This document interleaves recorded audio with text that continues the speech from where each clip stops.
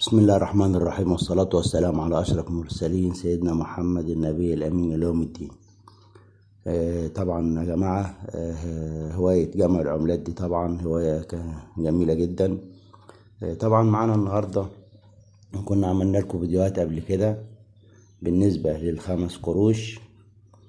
طبعا مكتوب جمهورية مصر العربية بالخط طبعا الكوفي زي ما حضراتكم شايفين، أو الخط العربي. المهم طبعا هنا نلاحظ طبعا ان في التاريخ الهجري 1404 على اليمين، وهو دايما بيبقى على اليمين، وهنا العملة التانية 1984 على اليسار.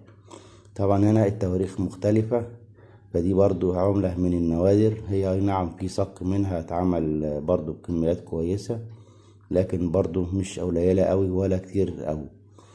طبعا العملة دي طبعا مش خطأ في صك العملة ولا حاجة، عشان محدش يقول ده خطأ أو صك في العملة ولا حاجة.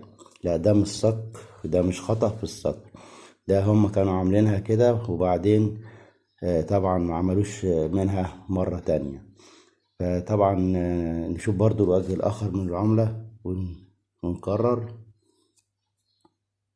زي ما حضراتكم شايفين. هنا مفيش تغيير بالنسبة لظهر العملة، مفيش تغيير بالنسبة لظهر العملة، هو الوجه بس اللي عند الخمس قروش هو في التغيير ده. طبعا في حاجات كتير جدا بالنسبة للعملات اللي هي دي.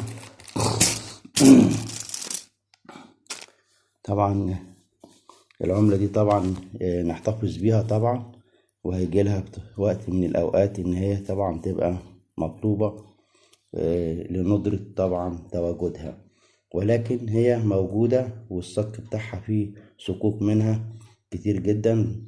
يا ريت تعملوا لنا طبعا لايك للفيديو قبل ما ننسى، وطبعا في آخر الفيديو نعمل اشتراك وتفعيل زر الجرس بالكل عشان يصلكم كل جديد.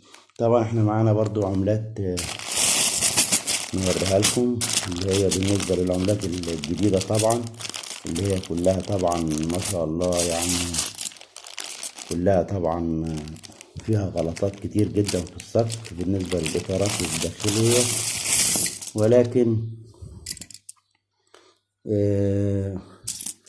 ولكن في عملات كتير منها جدا جدا جدا، يعني بالنسبة للعملات التذكارية دي، واخدين بال حضراتكم. طبعا بالنسبة للعملات التذكارية في مثلا زي العملة دي اهي، في زي العملة دي مصر الطيران. طبعا الصك بتاعها مش كتير اهي، مصر الطيران. في طبعا اللي هي العملة بتاعت 2005 النص جنيه، حضراتكم اهي بجيبها لكم برضو اهي زي ما انتوا صح. 2005 في 150 طبعا سنة بالنسبة للنص جنيه اهي.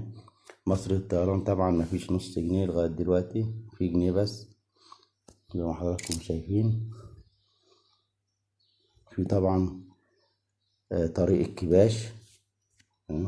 طبعا العملات دي طبعا احتفالية طريق الكباش، العملات دي طبعا يا جماعة بتبقى احتفالية، يعني عملات جميلة جدا بعد وقت من الزمن، 20 سنة 30 سنة 50 سنة، بتبقى ذكرى كويسة ليكم ولأحفادكم. وطبعا ما تنسوناش باللايك والاشتراك بالقناة وتفعيل زر الجرس بكل عشان يصلكم كل جديد. يا ريت بس التعليقات تبقى كويسة، ما يقولكش بقى ده انا عندي منها وبتاع، ايه الافادة، انت استفدتنا بايه مش بايه، الكلام ده هتعرفه بعد فترة من الزمن.